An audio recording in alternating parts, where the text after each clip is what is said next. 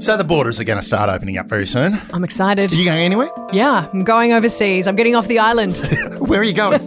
I'm going to America and then I'm going to go to New Zealand as soon as they let us in. Okay. How's your passport looking? You know what? I realised when we were prepping for this that I don't know when my passport expires, but it's pretty blank at the moment. Well, I mean, my passport is in a drawer at home and I remember looking at it a year ago going, oh, it's about to expire. I should really renew that. Well, I missed that. But I thought today we should talk about border control. We should talk about passports because there's some really interesting stuff with intelligence. Yes. But also there's an interesting little bit of history to do with the Australian passport that I think you'll like. I know you've done a deep, deep dive. I'm a sad little man. You are. You're listening to I Spy, the ugly passport photo of Australian intelligence. Oh, Jesus, there is no God. Oh, my God, you do look like that. Oh.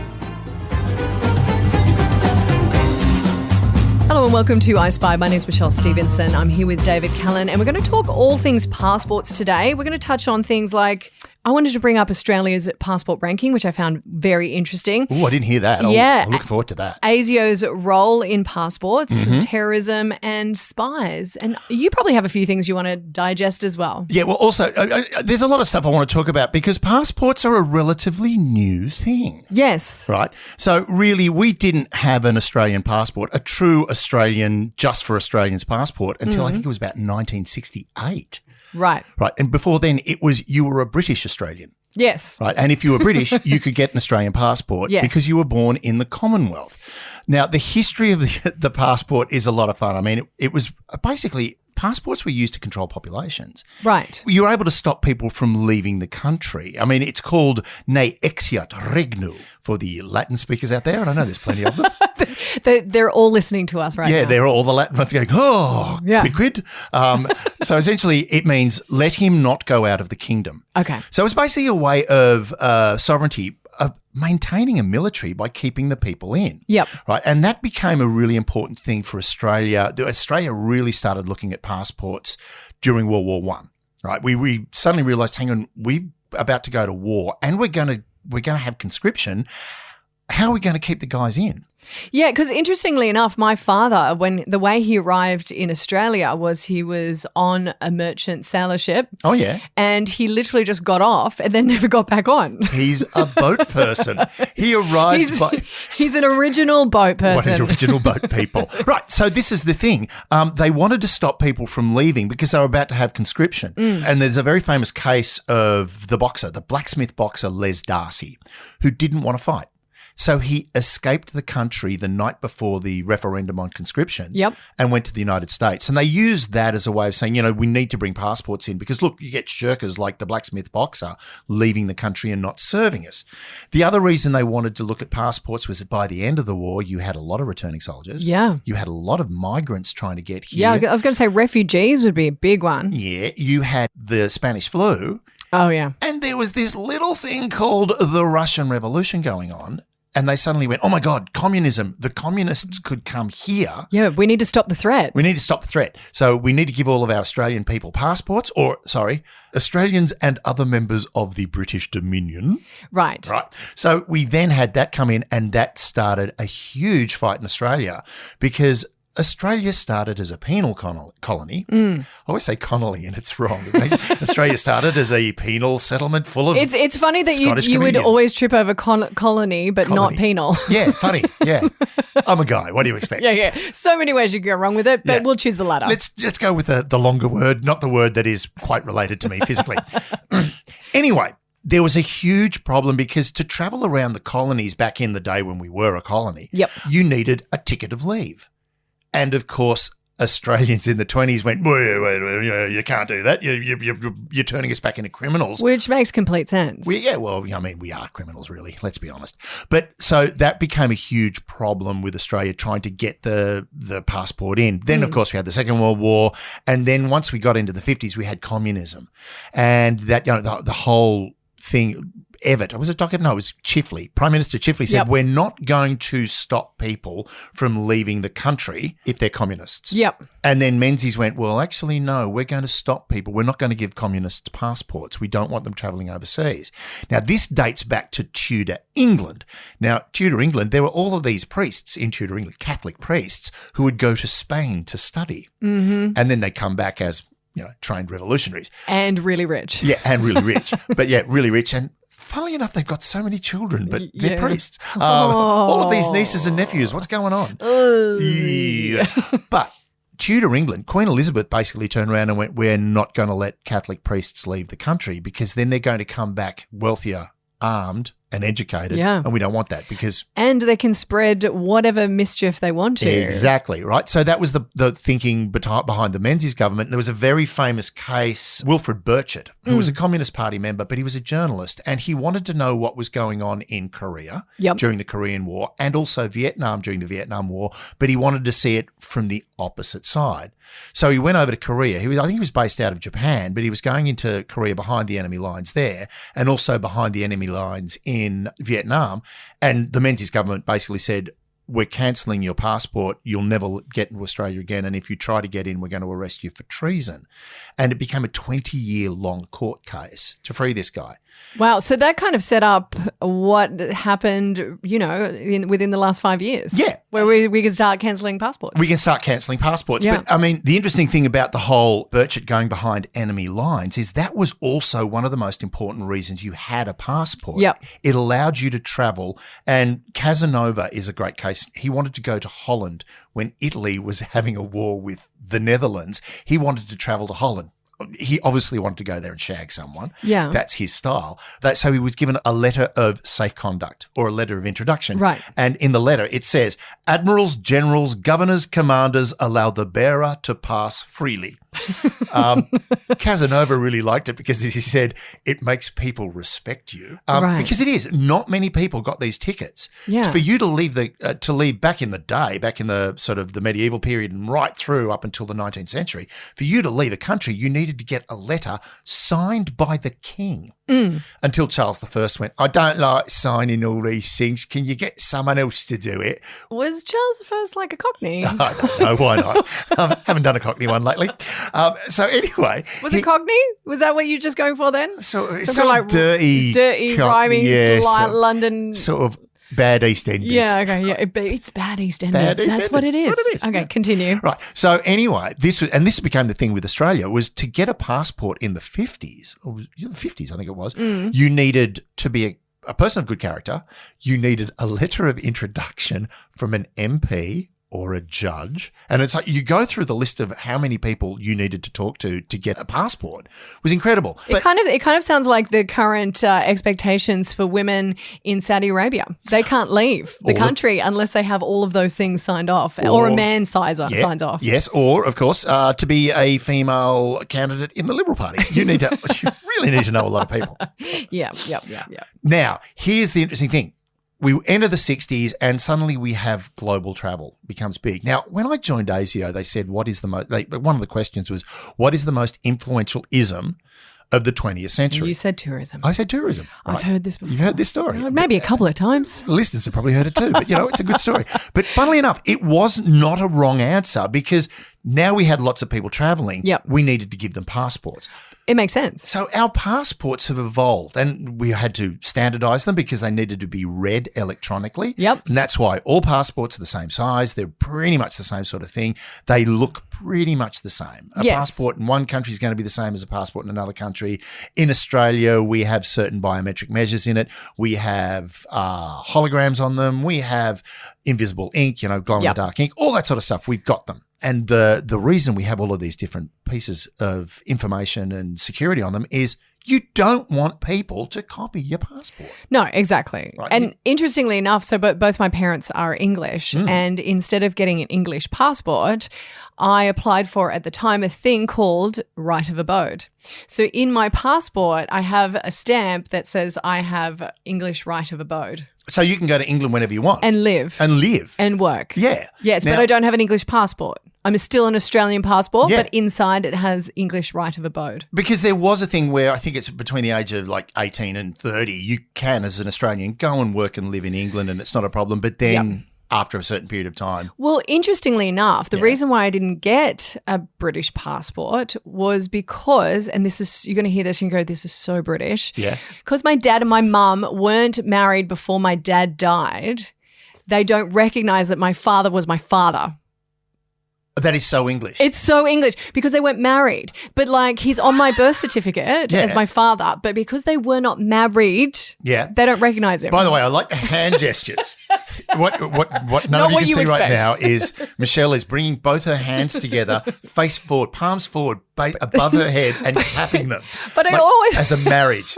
And to me, that is a moment that you've all missed. It's a podcasting moment of glory. at least I wasn't doing anything else. Well, that's sort of. So anyway, my dad, right, and that's me putting my finger through my Anyway, other fingers. Right, But yeah, so isn't that the most English? It is. It's a But that's all passport related. Yeah. Now the thing with passports is you used to be able to walk in there with a photocopy of a birth certificate and No, you could you get a can't. passport. No, you can't. You can't anymore. It's No. got to It's got to be an authorised extract. You got to dive through hoops, jumps off planes. You know. We had a great thing. We were flying to Italy and then Greece. It was a friend's 50th birthday and he was celebrating in a beautiful resort in Tuscany. And then it was my wife's birthday. You got her a shack on a beach somewhere. Yeah, Zanin, can we just beep?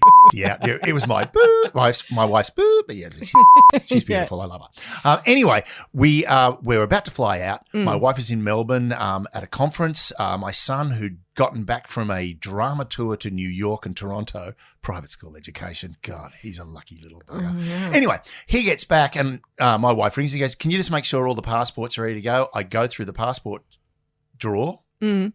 Not ready to go. Son's passport's missing. Oh, it's always the worst thing. He got back from America.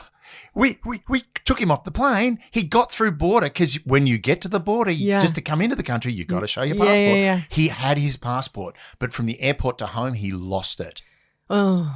And oh my God. That's the worst. We had 3 days. Yes. Well, you can expedite this thing. Which we did, but it was the most fraught with peril, stressful 3 days of our lives. It made our marriage look like a cakewalk. Now, the one thing I will say, which is another interesting side note, I got a passport for my son when he was just born. So it's a photo of him when he was like 4 months old. Yep. And they have that for 5 years. Yeah. And they look completely different. So I don't understand the whole point of it. Right. Because I could literally take any child through. Pretty much. Yeah. Yeah. I could be a child trafficker. The guys so your border control guys, your border force members, they're actually very well trained. And it's also, if you noticed, and we're all going to notice it because we're all going to have to go out and get new passport photos because all of our passports are probably lapsed. Yeah. But have you noticed that when you go, they say don't smile? Yes. Right? You don't smile. So you look sort of neutral. You try to look neutral, but generally you just like a mugshot. You look grumpy. Yeah. And I have a theory of this because no one is going to get off a flight to Australia like after 14 hours no minimum. one's happy. No one's going to get off and go, "Hi, I'm feeling really great." It's just like, so if you get off with a smile and they look down and it's grumpy, they're like, "No, mate, that's not you." No. Right? But, so you have a grumpy face. So when the guy looks at the photo and then looks at you, he goes, "Yep, same grumpy face, not a problem." Yep. But with children, I had the same thing. My sons 17 and 19. They've got passports. Now they've just expired, but I think they were 10 and 12. Which is crazy. Right? So, these young kids, they were still walking through border control when they were sort of like 5 years afterwards. Yeah. They're still going. So the whole thing is, it comes down to the fact that passports are incredibly difficult documents to get your hands on. Yeah. Which brings us to our favourite bit of the story. How do intelligence organisations use passports? That's what I was going to say. So let's look at ASIO's role in passports because they've got quite a big role in the whole navigation and, allowing people to come into this country, like visas. It's like ASIO has a lot to do with passports. Well, we would back in the day when I worked there, we would get visa applications from target countries. Now, if you're coming from America, we don't care unless you're unless you're a person of interest, and if you're coming from America. And you are a person of interest, say you're a Palestinian, a member of the PLO, well, you're going to be travelling on a PLO passport or a Palestinian or an Israeli passport. You're not going to be travelling on an American passport. Yep. Well, you shouldn't be, and we'll talk about that in a minute. So we would get visa applications for particularly things like the Soviet Union, anybody coming in from the Soviet Union, we would get their entry cards. So it was that little card we fill out on the plane, we get a photocopy of that, and we get the photo that was taken of them at the airport. So as they're walking up, there's a camera above you as you're walking up to the immigration point, but also we get a photocopy of their passport. So we were able to go, who is this guy? Right. Do we have, and that name would go through the personal name index. Yep. Has this guy been flagged by anybody else? Is he of intelligence interest? 99.9% of the time it was like, no. They're a member of a trade delegation. But of course there was always, particularly when it was the Soviet Union, there were going to be guys in there that were active intelligence officers or co-optees, and they were the ones who were trying to find.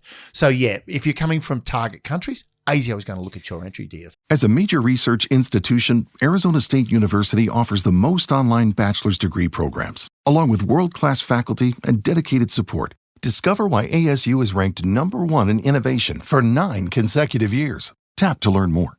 Yeah. And interestingly enough, like recently, there was a big expose by The Guardian, I believe, when they were looking at a lot of terrorists taking Australian passports and ISIS was using them to get into other countries. Well, ISIS have been doing something really interesting. Now, talking about Australian passports, if you want to travel around the world, have an Australian passport. Okay, we'll get to this in a second because I've got the world passport rankings and where Australia sits. Well, let's do that right now. Oh, you want to do that right now? I want to do that right now because that's going to feed into all of it. Okay, cool. Yeah. Let's do that right now. Yeah. So the ranking, they just did the 2022 ranking, 195 countries, I believe. Yep. Where do you think Australia sits? I'm going to say we're going to sit in the top 10. Yes, what do you think? So I'm right with the top 10? Yep, we're in the top 10. Top 5. We come in at number 7. Ooh. Along with Canada. Yeah. So it's 199 countries. Yep. Now, we're number 7. Australians can visit 185 destinations. Yeah. Now, do you need a visa to get into those 185 destinations? That's the question. No. Well, you don't always, right? Yeah. The other thing is, guess who is just above us at number 6? England? The US. Or US? And New Zealand. New Zealand. Yeah, above us. Bro. Yeah, more people want them in their country. It's fantastic. And number 1. Guess there's 2 countries at number 1. I'm going to go with North Korea. Okay. Yes, surprisingly, they're allowed everywhere. Come on in. It's Japan and Singapore.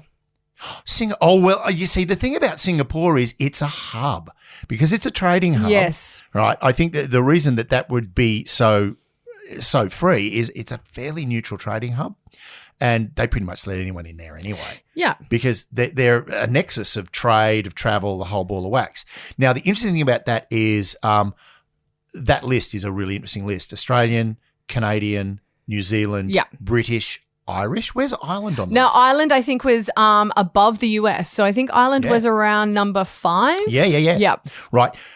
The reason these passports are popular makes them very popular with intelligence organizations. 100%. Right. Because they're allowed everywhere. Right. Back in the 70s and 80s, and I used to have a joke in the live show where I was talking about doing the hijack exercise and how I turned around as a joke and said, look, I said I wanted the kosher meal. I was just kidding. If you had an Israeli passport in a hijack situation, likelihood you were not going to survive. Right. The first thing a terrorist would do when they hijacked a plane was go through the plane and collect everyone's passport. Oh, yeah, they would, wouldn't they? They'd collect the passports to see who have we got. Yeah. Australians couldn't be bothered. Yeah. Right? Whatever. Right. Australians, they're just Australians. Thank God. But Israelis, there's a very famous hijacking the PLO did in Egypt. Yep. And they got every Israeli on the plane and pushed them to the front of the plane. And they were the ones that they were shooting in the back of the head and pushing down the stairs because they're Israelis. We don't care about you. Yeah. So to travel on an Israeli passport's really difficult. Particularly, it became in intelligence world. You become collateral. Yeah. It's also really hard if you're an intelligence officer from Israel traveling through the Middle East. Right. They are automatically suspect of you. So there's a really famous case, the assassination of Mahmoud al-Mabhouh. Okay. Who was a member of Hamas. Yeah.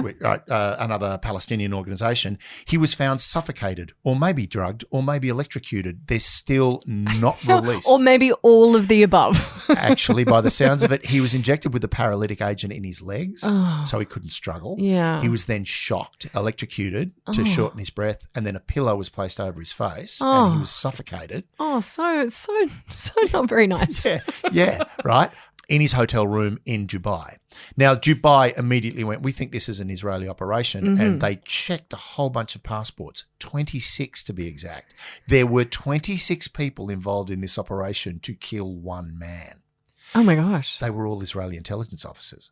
Fuck. They were travelling on Australian passports, British passports, American passports, Irish passports. They were travelling in the top 5 of the world passport rankings. Exactly. They went straight to the top. They went top 10. Who we got? Ooh, I Spied passport. Use one of those. Yeah. Right. Well, they couldn't go Japanese or Singapore for obvious reasons. No, they couldn't. Exactly. So they were all British. And the interesting thing was a lot of the passports they used were from Israeli dual citizens.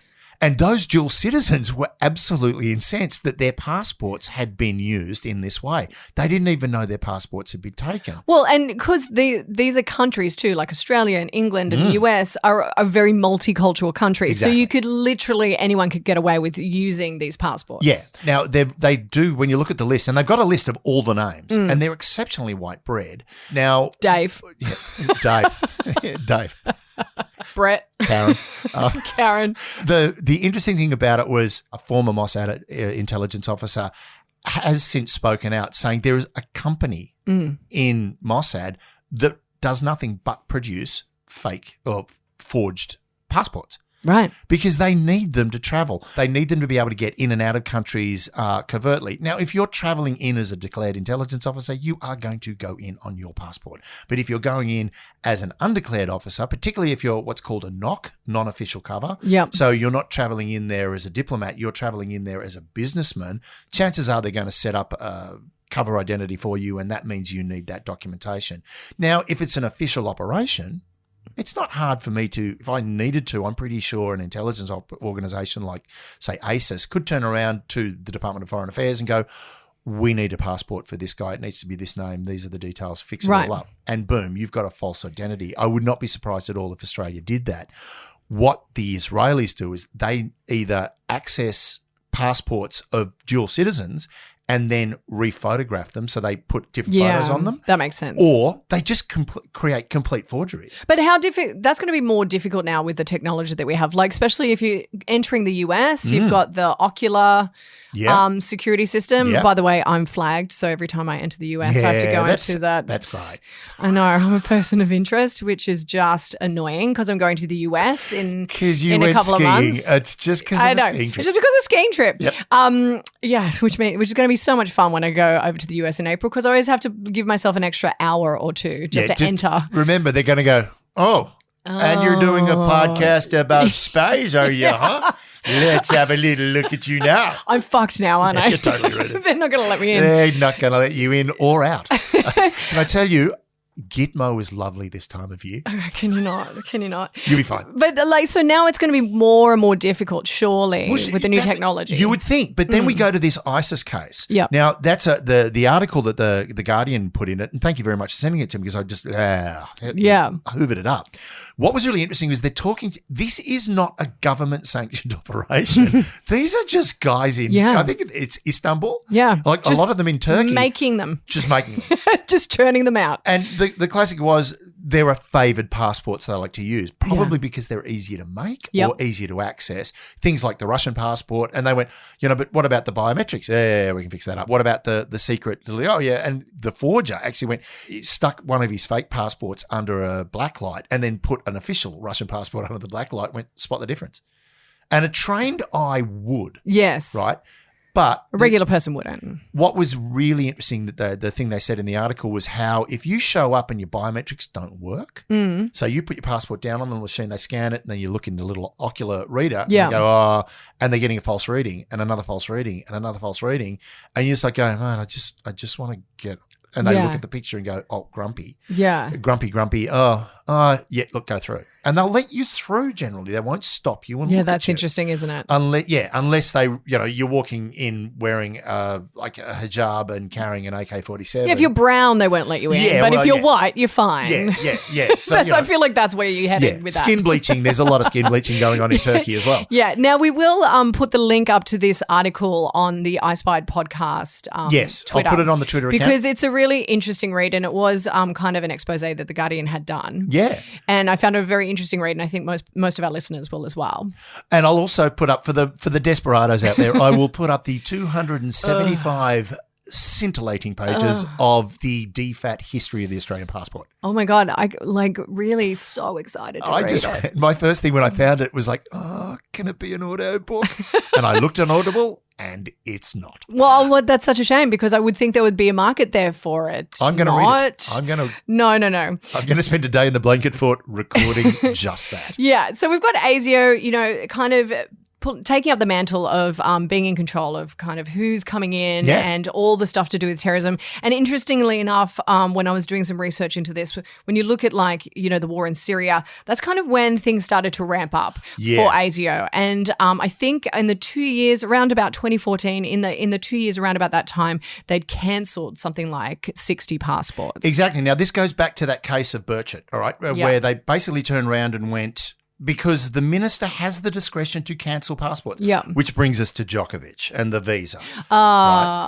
Such a pain in the ass that was. And made no sense. What got me about it was I literally sat there going, no one is right in this. No wrong. one. Yeah. Look, there was so many things wrong with it, but I think also from an outside perspective, I think Australia looked bad. Oh, we look stupid. Yeah. We look stupid. Yes. And the thing is, all of that should have taken place in Dubai. We have Border Force 100%. officers in Dubai. He was allowed on the plane. Yeah, they should have gone, sorry, mate, because he went, but I've gotten a letter of exemption from Tennis Australia. And the Border Force guys probably should have gone, yeah, sorry, mate, they're not the guys that send out the visas. The only reason why it all happened the way it did was because the Australian public started getting upset that Djokovic was coming. And then the government started going, oh, hang on a second, this doesn't look good for us. Okay, so let's blame someone. Yeah. And then that's why that happened. If Djokovic had just said nothing about vaccinations and just showed up, no one would have given a fuck. Shut the fuck up. Joko, shut the fuck up. That's all you got to do. Shut up. Yeah. But the problem is anti-vaxxers are like vegans. They like to tell everyone about it. It's like people who give up smoking. Good for you. Yeah. I mean, I We've gave up heard about smoking. I don't. And the funny thing is, I gave up smoking, and none of my friends noticed. Weed is still a form of it, though. No, I vape it. That's still smoking, mate. So Alex Hawke made a huge. They bungled it. It could have been done so much better. But he has that power, and that is a power they're using quite a lot for. Australian guys who go, I'm going over to Syria to fight with ISIS. And they get there. And also a lot of women who are marrying ISIS guys and going over there. And then they get there and go, oh my God, I've just basically put myself back into medieval society. I want to go home. Yeah, but Australia immediately goes, your passport is cancelled because we can't trust you to come home and not. So, and look, I think we don't really have time to get into this side of this, but I think this could be even a discussion at a later time. This whole idea of being stateless and like who owns you if we say you can't come back, and what role and responsibility do we have to people who were born here? Well, that's been the great argument right through COVID with the fact that we've closed the border and you're a citizen but you can't come back in. And, we'll have 30,000 home by Christmas. And the question no one asked was, which Christmas are you talking about, buddy? Yeah. So the thing about a passport is it is an exceptionally powerful document, right? Yeah. It gets you in and out of countries. It gets you out of your own. You can't leave Australia without one, right? Oh, you can, but you're not getting back in without one. I was in Qatar and the police walked through. I was there doing the Asian Games and I made a mistake. I forgot to get my visa that I was meant to set up before I left Australia. Yeah. So I arrived at the gate, arrived at immigration, and the woman went, visa. And I went, I don't have one. And she went, visa. And I went, I don't have one. And she pointed to my wallet and went, visa. And I pulled out my visa card. She swiped it, stamped it with the happiest, coolest visa stamp I've ever seen, Asian Games Qatar. Yeah. And I went, wow, that's really cool. And she went, you're free to go. You can do what you want. Yeah, well, I remember traveling to France one time just quickly from England, and I was told I didn't need a visa, but then I arrived in France and they said, no, you need a visa. And I'm like, well, I didn't get a visa. And they're like, well, you got to go back. And I'm like, well, I'm here. And they're like, just give us some money and we'll give you one. And I'm like, okay. Yeah. But it's like the whole visa situation is also complex. Yeah, but the interesting thing was a week later, the police went through all of the sporting venues and took every foreign worker's passport off them, going, we need to take your visas and check them and then restamp them. And the classic one, and I'm like, are you allowed to physically take someone's passport? I would imagine that would be. It's your country. It's your rules. Really? Yeah. See, that's kind of frightening, isn't it? Like the interesting thing is. Because you're kind of fucked if you don't have a passport. Yeah, you're kind of rid but the thing was, the guy walked up and went, we need to fix your visa. And I just opened my passport on the page with that happy little stamp and went, I'm cool, mate. And the guy just stopped and looked at me and went, sorry, and walked away. And everyone went, what did you do? And I just held my passport up. They went, where did you get that? I went, $90 at the gate, boys. What? That's not the official. I went, I'm being paid by an Australian company. Yeah. All the money transfer is in Australia. I am literally here working for an Australian company. It's just the location is different. And I spoke to one of the organisers from Qatar and he just went, mate, that's the smartest move anybody's made. Well, it's all very confusing, but hopefully now we've kind of unpacked a little bit about passports. Don't lose your passport. Don't lose your passport. And also, don't let anyone borrow it for a minute. No. And I can also imagine a lot of our listeners right now going to check when their passports expire. Yeah. Go and have a look right now because you know what? It's going to cost you about $120 to $150 to get a new one. It's so annoying. And you're going to have to get that awful photo taken at the post office. Oh, dear. Oh my God, you're going to have to go to a post office. Exactly. Who's done that? Now, before we go any further, this has been an absolutely mental couple of weeks in the intelligence world. Oh, yes. Right? We've had a lot of stuff going on with Ukraine. There's an incredible cyber attack that happened in. Yes. Yeah. What is it? Non-state actors. Yeah, right. Where they were shutting down energy companies in Germany. But our old friend, Director General Mike Burgess of ASIO. Who we love. Yeah, Director General of Security. Did his yearly threat assessment just the other day. And told us to not swipe right. Yeah, don't swipe right. Yeah. And what was interesting is, a lot of people are being compromised by dating apps, MPs, government workers. I just want to know who got picked up by Grindr. We'll look into this. So we're going to look into this and we're going to try and get Mike Burgess on. Oh, I think so. I like this. We're going to put this in the pile of getting an invite to Bond. Yeah. We're going to try and make it happen. Yeah. It may not happen. I actually was talking to pull some strings. You going to do it? I was talking to a couple of ASIO guys. Literally talking to ASIO guys about an ASIO case, which I want to talk about and get the person who was involved on as well. But that's another thing. But look, I feel like we've done a lot of hooks, so we can leave it there now. Man, this year's looking crazy. I know this year's good. It's going to be big. Okay. Cool.